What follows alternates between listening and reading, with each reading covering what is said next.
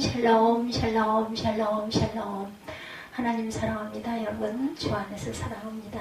오늘 로마서 10장 23년 첫 번째 금요 예배, 선을 이루고 덕을 세우라. 로마서 15장 1절에서 33절 중에 13절까지 전체 한번 살펴봅니다. 1절에 보면 믿음이 강한 우리는 마땅히 믿음이 약한 자의 약점을 담당하고 자기를 기쁘게 하지 않을 것이라.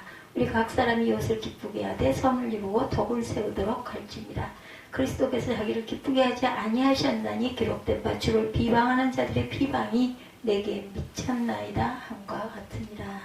3절에 이렇게 말씀하고 계시죠.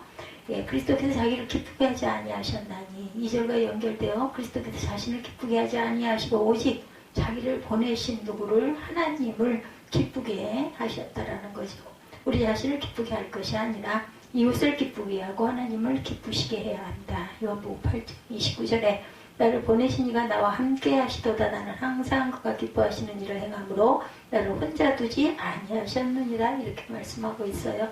나를 보내신 이가 나와 함께 하시도다. 나는 항상 그가 기뻐하시는 일을 행함으로 나를 혼자 두지 아니하셨다. 성도의 자신의 기쁨을 추구하지 말고 바울은 이웃의 기쁨을 추구할 것을 권면하면서 근거로 그리스도의 모험단 행위 주님께서도 그리하셨다.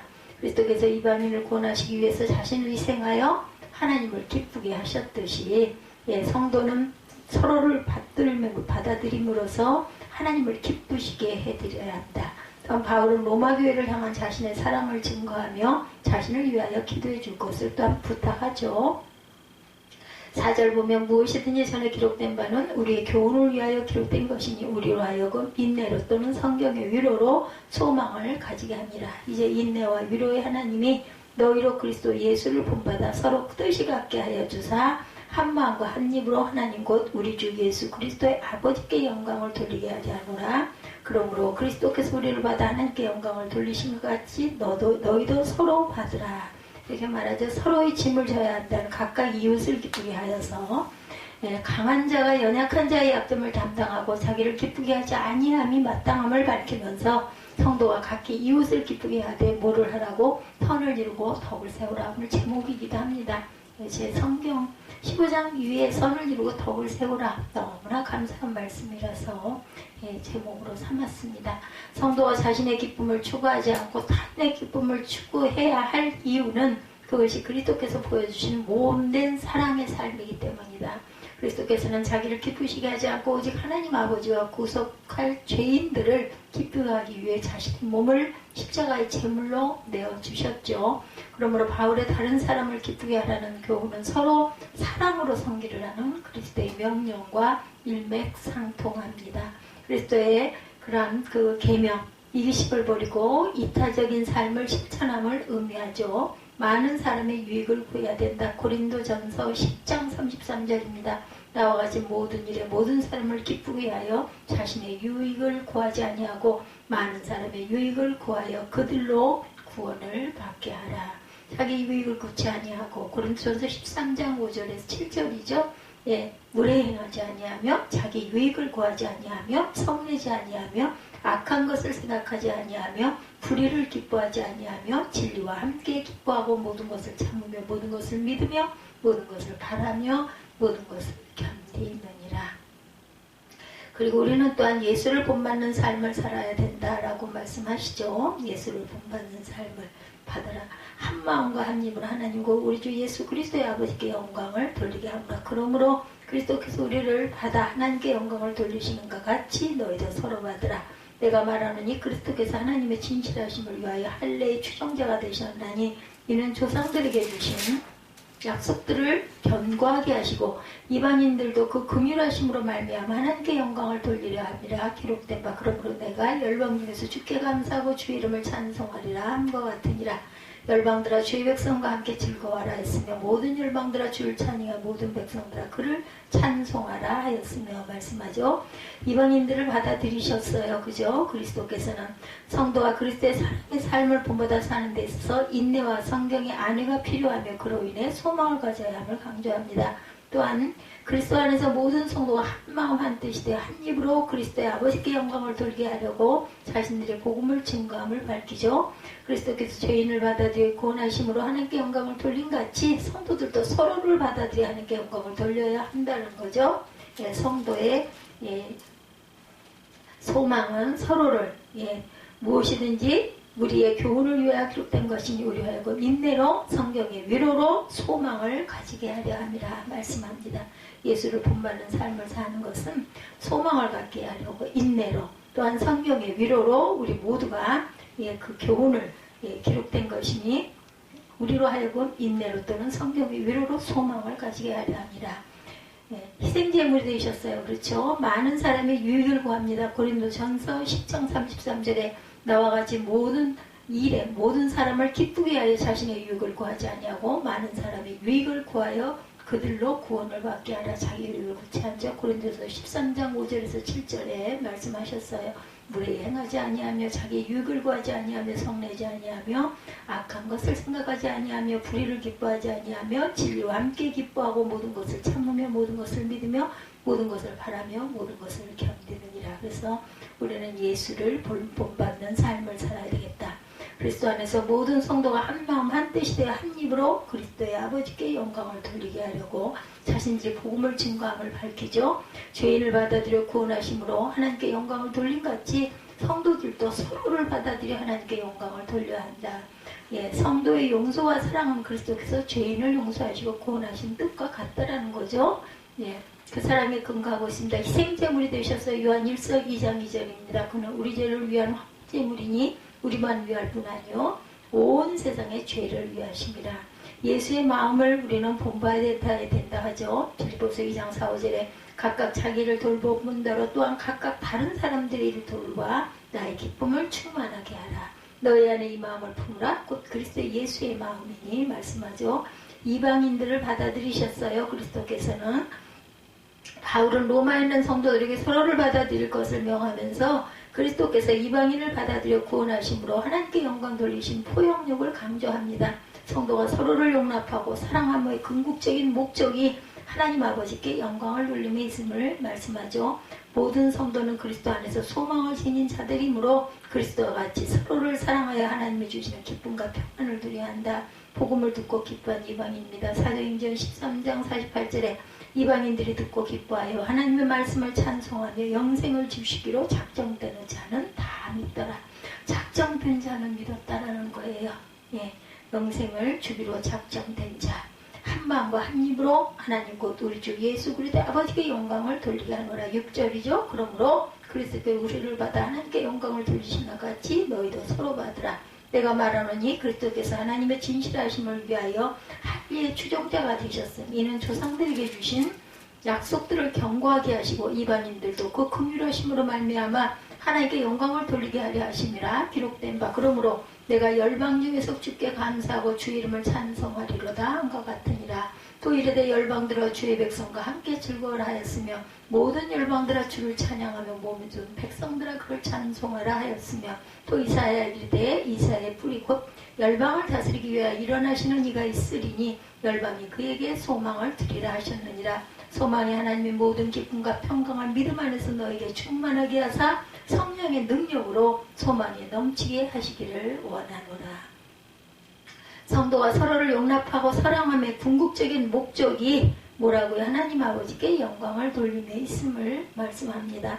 모든 성도는 그리스도 안에서 소망을 지닌 자들이므로 그리스도와 같이 서로를 사랑하여 하나님이 주시는 기쁨과 평안을 누려라. 복음을 듣고 기뻐한 이방인입니다. 사도행전 13장 48절에 이방인들이 듣고 기뻐하여 하나님의 말씀을 찬송하며 영생을 주시기로 작정되는 자는 다 믿더라. 기가 막힌 말씀이에요. 영생을 주기로 작정된 자는 다 믿더라. 소망이 하나님이 모든 기쁨과 평강과 믿음 안에서 너에게 충만하게 하사 성령의 능력으로 소망이 넘치게 하시기를 원하노라. 복음을 듣고 기뻐합니다. 사도행전 13장 48절에 이방인들이 듣고 기뻐하며 하나님의 말씀을 찬송하며 영생을 주시기로 작정된 자는 다 믿더라. 우리가 항상 주님께서 뜻을 이루시는 그 뜻을 우리가 절대로 잊지 말아야 되겠다는 거죠. 그래서 우리는 늘 선을 이루고 덕을 세워야 된다. 우리 사람들이 이웃을 기쁘게 해야 돼 선을 이루고 덕을 세우도록 할지니라.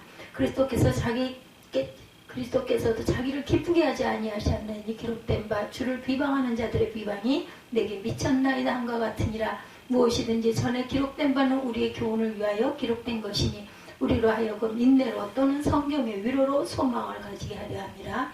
이제 인내와 위로의 하나님의 너희를 그리스도 예수를 본받아 서로 뜻이 같게 하여 주사 한 마음과 한 힘으로 하나님 곧 우리 주 예수 그리스도의 아버지께 영광을 돌리게 하려 하는구나. 그러므로 그리스도께서 우리를 받아 하나님께 영광을 돌리신 것 같이 너희도 서로 받으라. 내가 말하노니 그리스도께서 하나님의 진실하심을 위하여 할례의 추종자가 되셨으니 이는 조상들에게 주신 약속들을 견고하게 하시고 이방인들도 그 긍휼하심으로 말미암아 하나님께 영광을 돌리게 하려 하심이라. 기록된 바 그러므로 내가 열방 중에서 주께 감사하고 주의 이름을 찬송하리로다 함과 같으니라.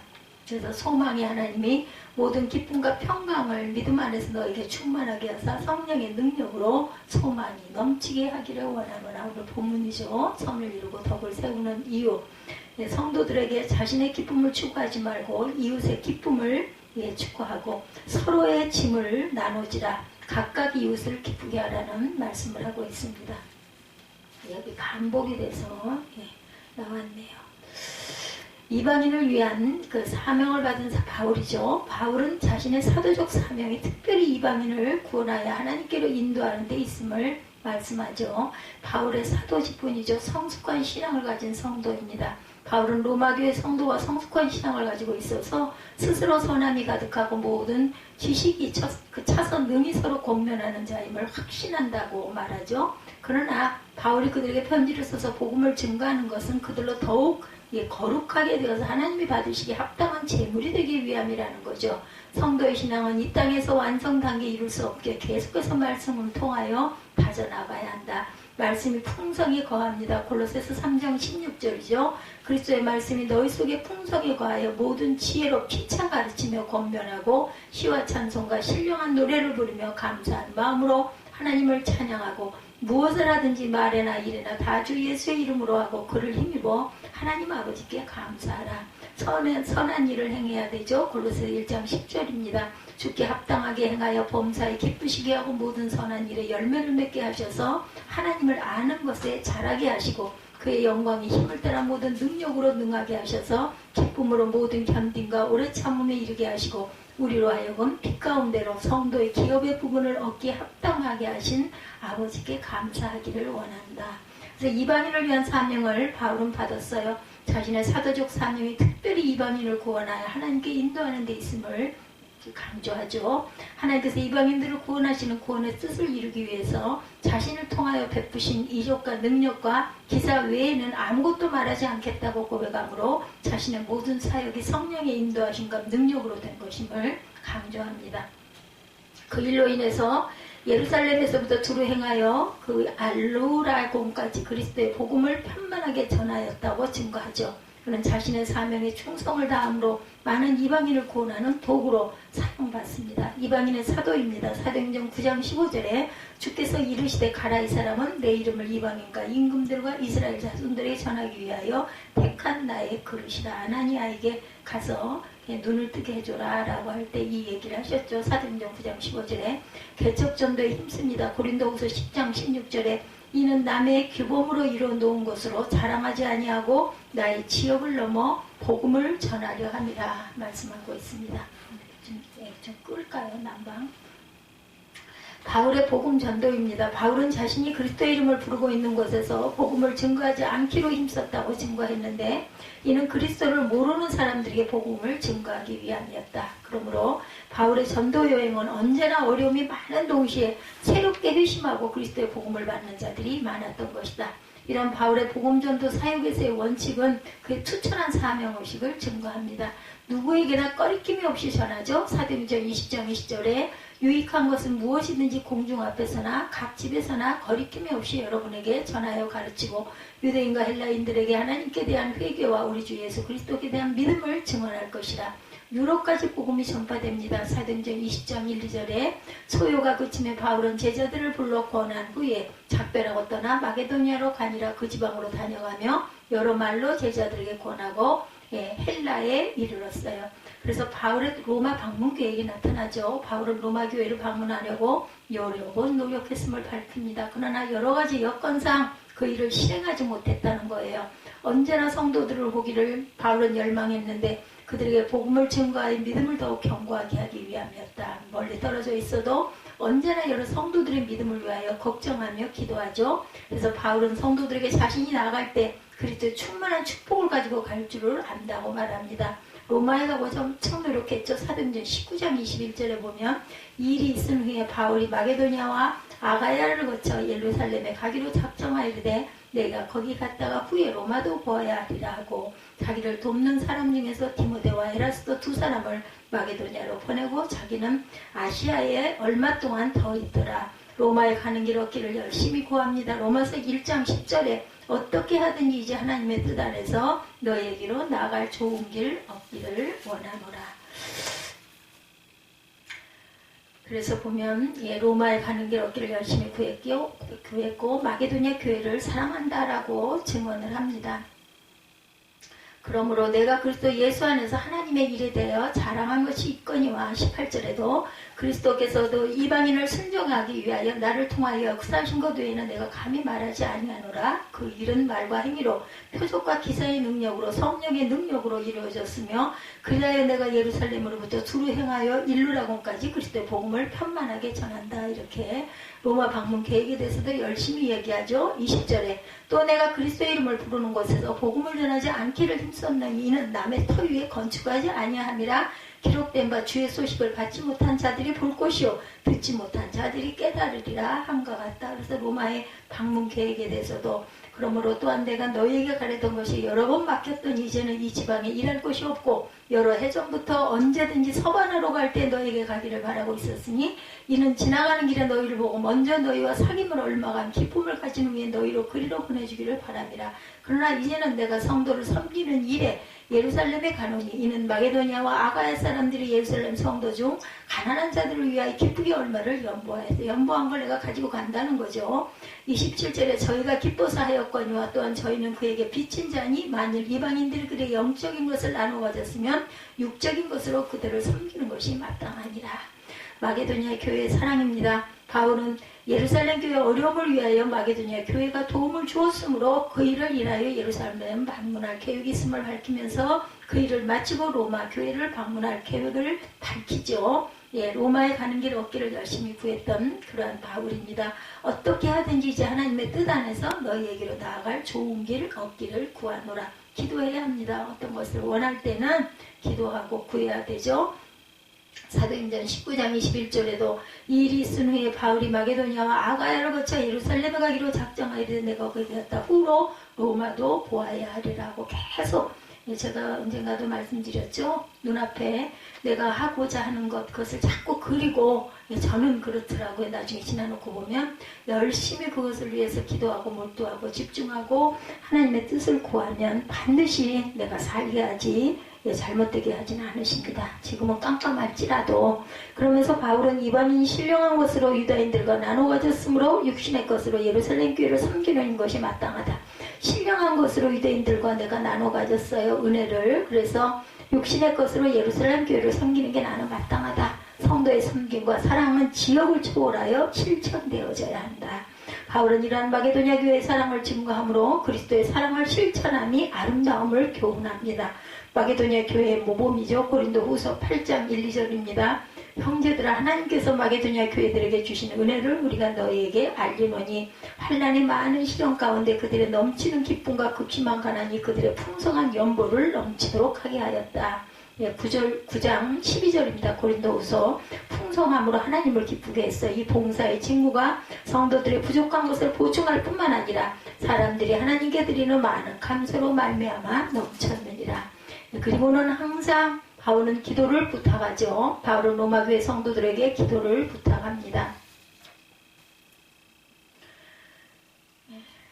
22절이죠. 그러므로 내가 너에게 가려 하던 것이 여러 번 막혔더니 이제는 이 지방에 일할 곳이 없고 여러 해 전부터 언제든지 서반으로 갈 때 너에게 가기를 바라고 있었으니 이는 지나가는 길에 너희를 보고 먼저 너희와 사귐을 얼마간 기쁨을 가진 후에 너희가 그리로 보내주기를 내가 바란다. 그러나 이제는 내가 성도를 섬기는 일로 예루살렘에 가노니 이는 마게도니아와 아가 사람들이 예루살렘 성도 중 가난한 자들을 위하여 기쁘게 얼마를 연보하였습니다.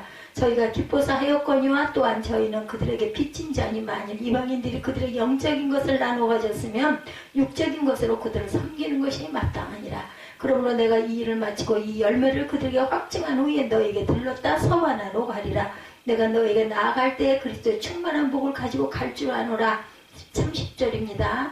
예, 형제들아 내가 우리 주 예수 그리스도와 성령을 사랑으로 말미암아 너희를 권하노니 너희 기도에 나와 힘을 같이 하여 나를 위하여 하나님께 빌어 나로 유대에서 순종하지 아니하는 자들로부터 건짐을 받게 하고 예루살렘에 대하여 내가 섬기는 일을 성도들이 받을 만하게 하고 나로 하나님의 뜻을 따라 기쁨으로 너에게 나아가 너희와 함께 편히 쉬게 하라. 평강의 하나님께서 너희 모든 사람과 함께 계실지어다. 아멘.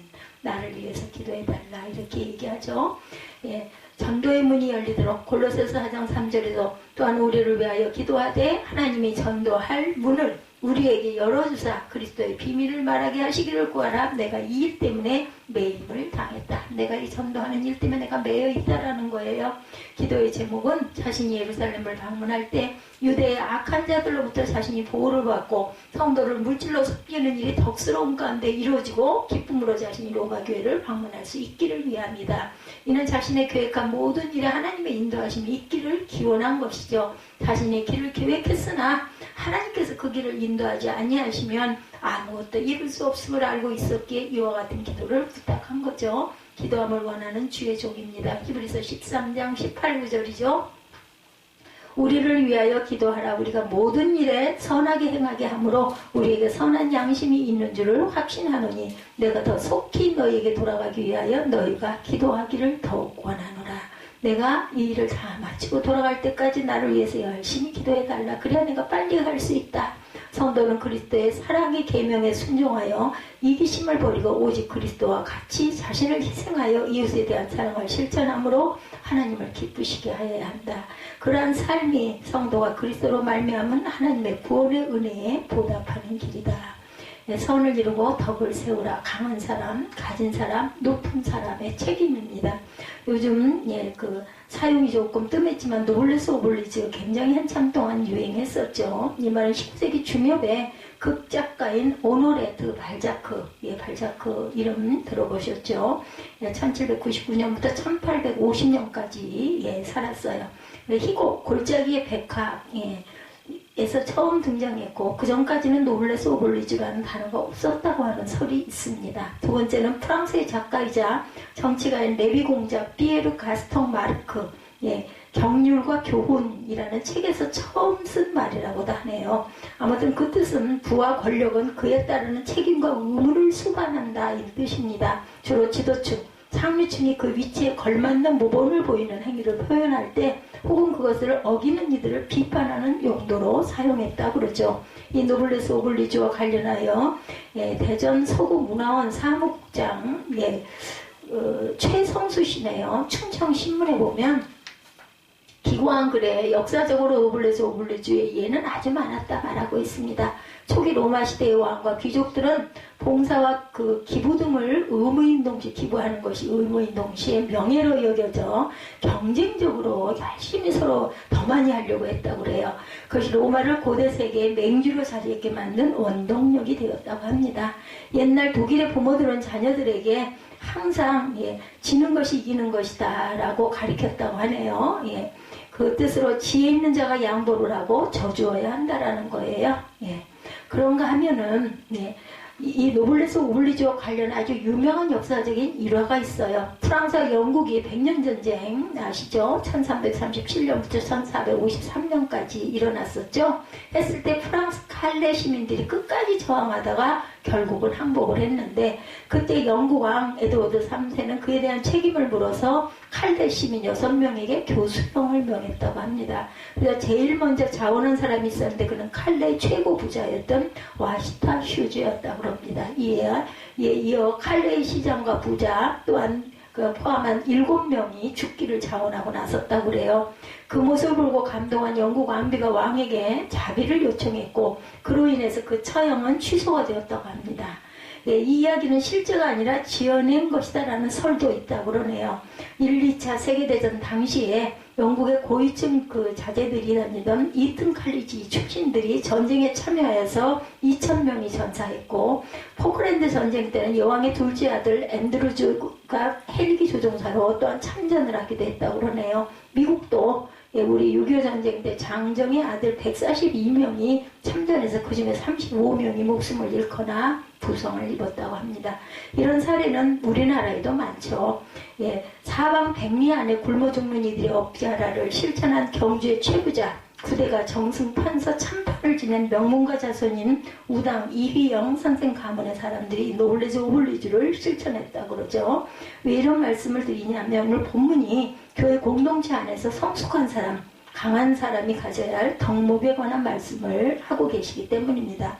교회에서 강한 사람은 어떤 사람일까? 약한 자의 약점을 담당하는 사람이 강한 사람입니다. 강한 사람이 사람을 업을 수도 있고, 그죠? 안을 수도 있고, 어떤 그 어려운 일에서 구원할 수도 있죠. 약한 사람이 할 수가 없습니다. 1절에 믿음이 강한 우리는 마땅히 믿음이 약한 자의 약점을 담당하고 자기를 기쁘게 하지 아니할 것이다. 이렇게 말씀하고 있어요. 그죠? 여기서 강한 자는 일반적으로 능력 있는 자, 무엇이 있는지 할 수 있는 자, 힘 있는 자를 뜻하고 영적으로 강한 사람이라는 의미까지도 포함한다라는 것. 따라서 본문이 말하는 강한 자란 예수님을 믿음으로 구원받았을 뿐만 아니라 영적으로 자유함을 누리는 사람이다. 그리고 늘 하나님의 사랑을 누리면서 사는 사람들입니다. 또한 사명감을 가진 사람, 즉 왜 사는지를 알고 무엇을 해야 하는지를 아는 사람이다. 강한 사람이죠. 그리고 내일을 바라보고 천국을 소망하는 사람이고 최후 승리를 믿는 사람이다. 반면에 믿음이 약한 자는 어떤 특정한 문제나 일에 대한 확신이 약하죠. 혹은 의심과 불신이 많다는 뜻으로 구체적으로 말하면 음식과 관련하여 무엇을 먹어야 하고 또 어떤 날을 어떻게 지켜야 되는지에 관한 율법으로부터 자유하지 못하고 그로 인하여 아주 작은 문제까지 지나치게 신경을 쓰는 그런 신자들을 가리키는 말이다. 이렇게 강한 자와 약한 자를 구분한 바울은 강한 사람은 마땅히 약한 자의 약점을 담당해야 한다라고 말하죠. 여기서 마땅히라는 말은 공고의 의미가 아니라 꼭 must 해야만 한다. 의무가 있다. 예, 그죠? 강한 자가 약한 자를 살피는 것은 공고나 권면이 아니라 의무라는 뜻을 갖고 있습니다. 그럼 누구의 무엇을 담당해요? 약한 자의 약점을 담당한다. 약점이란 연약함, 부족한 점, 모르는 점, 어떤 수준에 이르지 못한 단계 등 아주 다양한 의미를 가진 말이죠. 그리고 담당한다는 말은 이사야 53장 6절에 우리 모두의 죄악을 그에게 담당시키셨도다라고 할 때 사용한 말입니다. 이 원어적인 그것이 아주 정말 정확하게 그 자리에 사용된 것을 우리가 보면 알죠. 예수께서 우리의 죄를 대신 짊어지시고 우리가 받을 심판을 대신 받으신 것과 같이 주 안에서 강한 성도는 아직 성숙하지 못한 성도의 모든 짐을 져주는 삶을 살아야 한다는 거죠. 쉽지는 않습니다. 즉 예수 그리스도의 십자가의 구속을 통해서 하나님의 무한한 은혜와 사랑과 자유를 경험한 성도는 아직도 율법과 육신적 그 세상에 매여있는 성도들을 잘 배려해 주어야 하고 물질적인 복을 누리는 성도들은 가난한 성도들을 돌보아 줘야 하고 행복하게 살고 있는 성도들은 불행과 환난을 당한 성도들을 보살펴 주어야 한다. 등산 전문가들은 높은 산을 올라갈 때 등산하는 사람들에게 짐을 균등하게 나누어 짊어지고 산을 오르게 해서는 안 된다고 말한다고 하네요. 모든 사람이 짐을 균등하게 나누어 짊어지고 산을 올라가면 그 짐이 자신에게 버거운 사람 때문에 속도가 처지게 된다고 합니다. 그렇기 때문에 산행에 경험이 많은 리더가 있다면 그는 신체적으로 건강하고 힘이 센 사람에게는 좀 더 무거운 짐을, 약한 사람에게는 가벼운 짐을 지게 하여서 산을 오르게 한대요. 그렇게 되면 적당한 속도로 같이 산을 오를 수 있다는 거죠. 이런 원리는 신앙생활, 교회 공동체 생활에도 그대로 적용이 됩니다. 천성을 향하여서 올라가는 성도의 삶의 양식 또한 약한 사람의 짐을 대신 져줌으로 약한 자에게 유익이 되고 공동체의 덕이 되어야 해야 한다. 예, 저와 여러분들은 다른 사람의 짐을 대신 져주는 사람일까요? 아니면 다른 사람을 무겁게 만드는 사람일까요? 이런 데서 한 걸음 더 나아가 믿음이 강한 자는 자기를 기쁘게 하지 말아야 한다. 또한 이웃을 기쁘게 하되 선을 이루고 덕을 세우도록 해야 한다. 1, 2절에 말씀하고 있죠. 예, 무슨 말이에요? 믿음이 강한 자가 자신의 믿음과 자기 수준에만 맞추어 그것을 내세우면 약한 자는 시험에 빠지고 낙심하게 될 수 있으니 그것을 조심하라 라는 이야기입니다. 믿음에 강한 우리는 마땅히 믿음이 약한 자의 약점을 담당하고 자기를 기쁘게 하지 아니할 것이라 우리 각 사람이 이웃을 기쁘게 하되 선을 이루고 덕을 세우도록 갈지니라. 이러한 데서 한 걸음 더 나아가 믿음에 강한 자는 자기를 기쁘게 하지 말아야 한다. 그래서 이웃을 기쁘게 하고 선을 이루고 덕을 세워야 한다. 믿음이 강한 자기 자신의 믿음과 자기 수준에만 맞추어 그것을 내세우면 약한 자는 시험에 빠지고 낙심하게 될 수 있으니 조심해라. 또 강한 자가 약한 자 앞에서 자신의 강함을 자랑하면서 약한 자는 그렇게 되면 좌절할 것이고 그러다 믿음에서 돌아서거나 교회 공동체를 떠날 가능성이 있다. 그러므로 바울은 자신이 모든 성도의 기쁨을 위하여 자신의 유익을 구하지 않은 사람들처럼 고린도전서 10장 33절이죠. 교회 안에 강한 자들도 약한 자에 대해서 그렇게 하라고 권면합니다. 이것이 쉽지는 않죠. 중국의 철학자인 노자 BC 6세기에 있었죠. 제자에게 말합니다. 연약한 것이 강한 것보다 낫고 어리석은 듯 슬기로운 것이 똑똑한 것보다 낫다. 그러자 제자 중 한 사람이 묻습니다. 사람들은 누구나 연약한 것보다 강한 것을 좋아하지 않습니까? 질문합니다. 노자가 대답하죠. 강하면 부러진다. 약하면 부러지지 않는다. 센 바람이 불 때 큰 나무는 뿌리째 뽑히지만 약한 갈대는 휘어질지언정 부러지지 않는다. 이 말을 들은 제자가 되묻습니다. 똑똑한 사람이 어리석은 사람보다 못하다는 말씀은 납득이 잘 가지 않습니다. 그래서 노자가 다시 대답합니다. 당연히 그렇게 생각될 것이다. 그러나 똑똑한 사람은 남들의 미움을 받기 쉽지만 어리석은 듯 슬기로운 사람은 남들 모두 다 좋아한단다. 무슨 말이에요? 세상 사람들 누구나 강하기를 원하고 남들보다 똑똑하기를 원해요. 그렇지만 잘났다는 사람치고 사랑받는 사람이 많지가 않죠. 사람들은 똑똑한 채 잘난 체 않은 사람과 함께하기를 원하지 않습니다. 그럼에도 불구하고는 우리는 자신을 기쁘게 하고 자기의 욕구를 만족시키는 것이 선이요 덕이라고 생각하는 시대를 살고 있습니다. 세상은 다음과 같이 속삭이죠. 내일 어떻게 되든 생각하지 말고 지금 이 순간을 즐겨라. 당신에게 좋다고 여겨지는 것이 있으면 꺼리낌 없이 행해라. 그것이 선이고 그것이 덕이다. 무엇을 가지고 싶거든 그것을 살만한 정서적인 여유가 있는지 없는지 생각할 필요가 없고 지금 당장 카드로라도 그것을 구입해서 즐기다가 빚은 나중에 갚으면 된다. 이렇게 속삭인 거죠. 이와 같이 자기 욕구를 만족시키기 위해서 살아가고 있는 이 시대의 사람들을 향하여 바울은 강한 자는 약한 자를, 부유한 자는 가난한 자를, 행복한 자는 환난에 처해있는 자를 먼저 보살피고 우선적으로 돌보는 삶을 살아야 한다.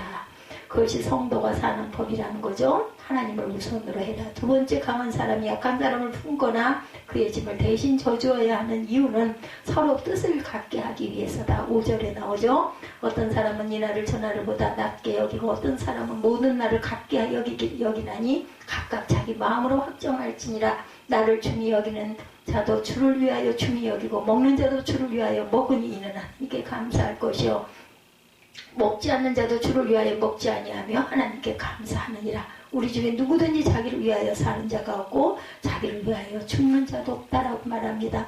한 마음과 한 입으로 하나님 곧 우리 주 예수 그리스도의 아버지께 영광을 돌리는 것이 우선적인 목적이다. 6절이죠. 예. 주를 중히 여기고 먹는 자도 주를 위하여 먹는 이는 하나님께 감사하며 먹지 않는 자도 주를 위하여 먹지 않으니 하나님께 감사한다.